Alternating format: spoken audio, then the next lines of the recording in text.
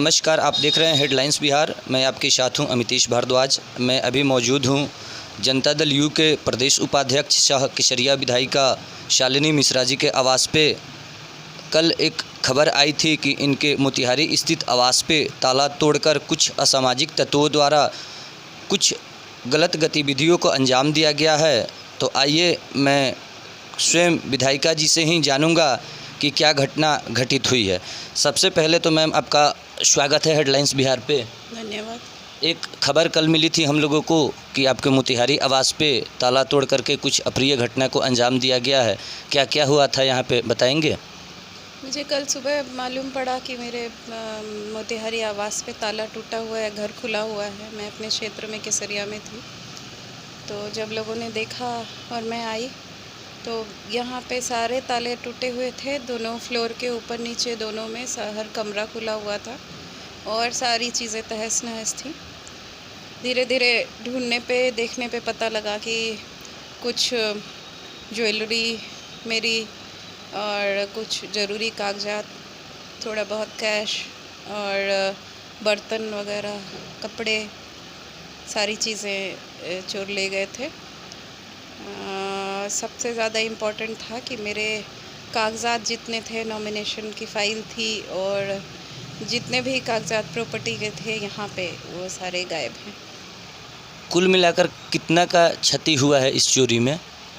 Exact तो क्षति नहीं बता सकती हूँ क्योंकि गहने तो तुरंत खरीदे हुए नहीं थे, फिर भी लगभग 2 लाख तो है ही है। 2 लाख के करीब में क्षति हुई थी। क्या इसका कंप्लेन आपने प्रशासन को दिया हुआ है? बिल्कुल, कल दिया है और प्रशासन लगातार लगी हुई है। मुझे लगता है ये किसी साजिश के तहत ही हुआ है क्योंकि कागजात गायब होने का कोई औचित्य नहीं बनता है और प्रशासन बहुत ही तत्परता से लगी हुई है। कल स्निफिंग डॉग आया था, टावर डंप भी लिया गया है। आज भी कुछ लोग आए थे, तो लगातार हो रहा है। मुझे पूरा विश्वास है कि इसका उद्भेदन बहुत जल्दी होगा। प्रशासन से, जिला प्रशासन से आप लगातार कांटेक्ट में बनी हुई हैं। क्या अभी तक कुछ वैसा सुराग मिल पाया है जिससे ये अंदाज़ा लगाया जा सके कि ऐसा हरकत और ऐसी कुकृत घटनाएं को अंजाम देने की कोशिश किसने की है? मैं पूरी तरह से आश्वस्त हूँ, बहुत जल्दी प्रशासन इसका सॉल्यूशन निकाल के लाएगी, इसको सॉल्व करेगी केस को और ज़रूर अपराधी पकड़े जाएंगे। क्षमा चाहूँगा, अभी तो आपके साथ ऐसी घटनाएं घटी हैं, लेकिन उसके साथ साथ आप समाज सेवा के साथ एक क्षेत्र की विधायिका भी हैं। अभी बाढ़ को लेकर के स्थिति पूर्वी चंपारण में काफ़ी ही बेहद दयनीय बना हुआ है। उसमें भी आपका जो विधानसभा केसरिया है, वहाँ पे भी स्थिति बहुत ही ख़राब है। इसको आप किस रूप में देख रही हैं? इसके लिए लगातार मैं और मेरे साथ साथ प्रशासन, हम लोग लगे हुए हैं। लोगों को राहत पहुँचाई जा रही है, लोगों को वैसी जगह से विस्थापित किया गया है, उनके लिए सूखा राशन दे दिया गया है, पॉलीथीन शीट्स बांटे गए हैं।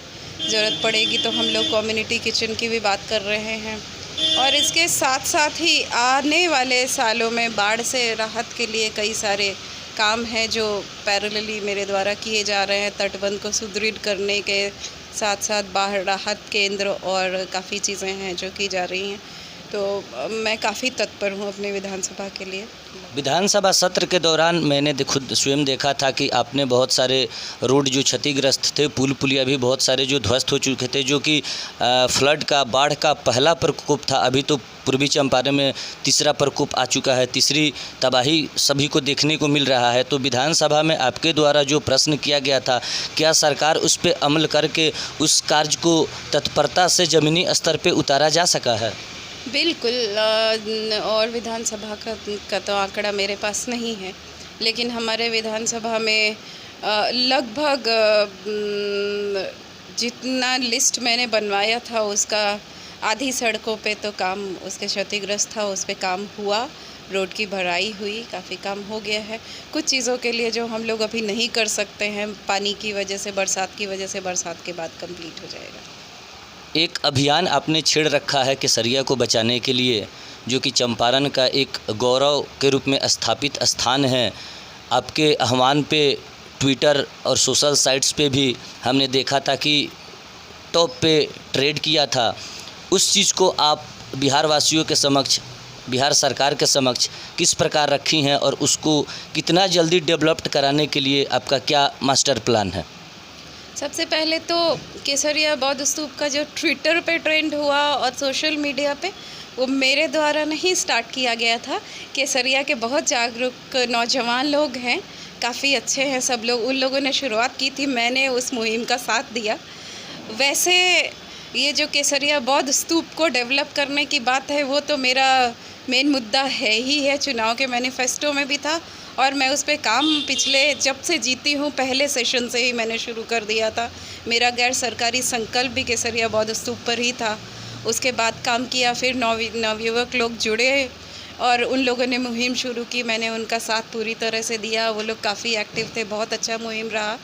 अब जहाँ तक बात है आगे की, तो उसमें मैं और माननीय प्रभारी मंत्री जी जिले के हैं माननीय सुनील कुमार जी और माननीय पर्यटन मंत्री माननीय नारायण प्रसाद जी, ये लोग आए भी थे और ये लोग मेरे साथ साथ काफ़ी ज़्यादा भारत सरकार के साथ काम कर रहे हैं।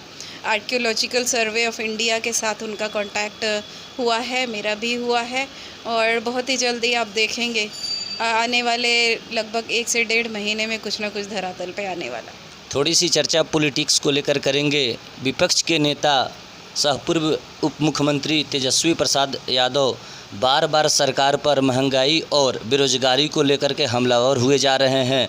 बार बार सरकार को आड़े हाथों ले रहे हैं कि चुनाव के दौरान एनडीए के द्वारा जो घोषणा पत्र जारी किया गया था महंगाई को रोकने के लिए, बेरोजगारी को दूर करने के लिए, उस पर सरकार विफल हो रही है। इसको आप किस नज़रिए से देख रही हैं? तेजस्वी यादव जी नेता प्रतिपक्ष हैं, तो उनका तो काम ही है कहना। वो अपना जॉब कर रहे हैं, जॉब से ज़्यादा कुछ नहीं कर रहे हैं। नौकरी है, वो भी नौकरी थोड़ी और अच्छी तरह से कर लेते तो ज़्यादा अच्छा होता। वो क्षेत्र में रहते नहीं हैं, जब कोरोना आता है तो दिल्ली चले जाते हैं, क्षेत्र में निकलते नहीं हैं। काम नहीं करना है, बस ट्विटर पे, फेसबुक पे और न्यूज़ में कह देंगे सरकार विफल है।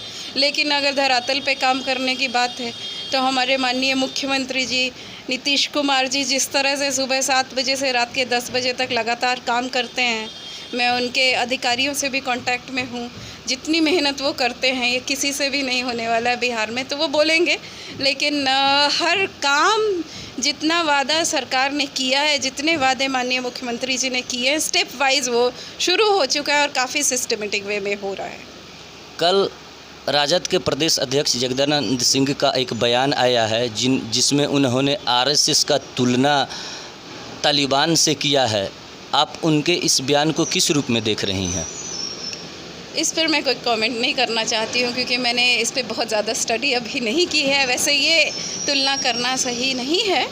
आरएसएस बीजेपी उनकी भी कोई आइडियोलॉजी है जिसको मैं बुरा नहीं मानती हूँ और हमारे एनडीए गठबंधन में बीजेपी है, काफ़ी अच्छे से हम लोग काम कर रहे हैं, तो इसकी तुलना नहीं करनी चाहिए।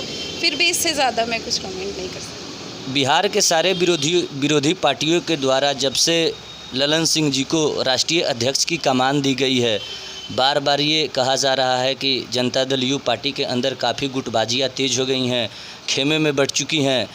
कल आपके पार्टी के मीडिया सेल के प्रदेश संयोजक डॉक्टर अमरदीप ने भी इस्तीफा दे दिया, वो भी बाई मीडिया डोमेन में बोलकर कि पार्टी में मुझे घुटन महसूस हो रही है, मैं अपने पद पे रह कर के जिस प्रकार काम करना चाहता हूं उस प्रकार मुझे काम करने नहीं दिया जा रहा है। तो क्या ये माना जाए, आपके नज़रिए से ये देखा जाए कि सचमुच पार्टी के अंदर, क्योंकि एक विधायिका के अलावे आप पार्टी संगठन में भी प्रदेश उपाध्यक्ष के पद पे बनी हुई हैं, संगठन में भी आप काफ़ी एक्टिव रह के काम करती हैं, तो क्या ये जो बातें छन के बाहर आ रही हैं, क्या ऐसी कोई गुटबाजी आप पार्टी के अंदर देख रही हैं? बिल्कुल भी नहीं है, आश्वस्त रहें। जदयू पूरी तरह से एकजुट है और जदयू में हमारे एक ही नेता हैं, एक ही हमारा पावर हाउस है जहाँ से लाइट पूरे बिहार में आती है। तो आप निश्चिंत रहें, चाहे वो माननीय ललन सिंह जी हों, चाहे माननीय आरसीपी सिंह जी हों, सब लोगों के और हमारे और किसी भी जदयू कार्यकर्ता के नेता माननीय नीतीश कुमार जी हैं और वो रहेंगे। और जदयू में कोई भी गुटबंदी नहीं चल रही है, ये सब मीडिया और विपक्ष का काम हो रहा है।